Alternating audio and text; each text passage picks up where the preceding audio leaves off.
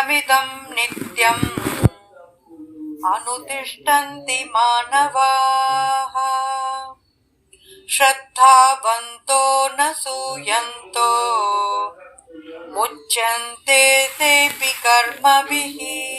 పూర్తి శ్రద్ధ విశ్వాసంతో అసూయ లేకుండా నా ఈ బోధనలు పాటించేవారు కర్మబంధం నుండి విముక్తులవుతారు. చాలా అందంగా దేవుడు తను వివరించిన సిద్ధాంతాన్ని మతం అన్నాడు. అభిప్రాయం అనేది వ్యక్తిగత దృక్పథం.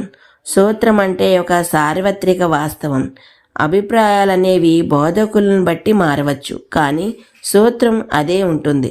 తత్వవేత్తలు మరియు ఉపాధ్యాయులు తమ అభిప్రాయాలను సూత్రాలుగా చెప్తారు, కానీ గీతలో తాను చెప్పిన సూత్రాన్ని భగవంతుడు తన అభిప్రాయం అన్నాడు.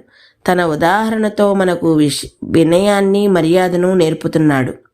కర్తవ్య నిర్వహణ కోసం పిలుపునిచ్చిన శ్రీకృష్ణుడు ఇప్పుడు భగవద్గీత యొక్క ఉపదేశాలను విశ్వాసంతో స్వీకరించి వాటిని జీవితంలో శ్రద్ధగా పాటిస్తే కలిగే శ్రేయస్సును సూచిస్తున్నాడు.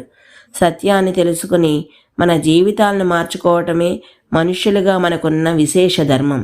ఈ విధంగా మానసిక జ్వరాలు, కామ, క్రోధ, లోభ, ఈర్ష్య, భ్రమ మరియు ఇతర మానసిక వ్యాధులు మొదలైనవి ఉపశమిస్తాయి.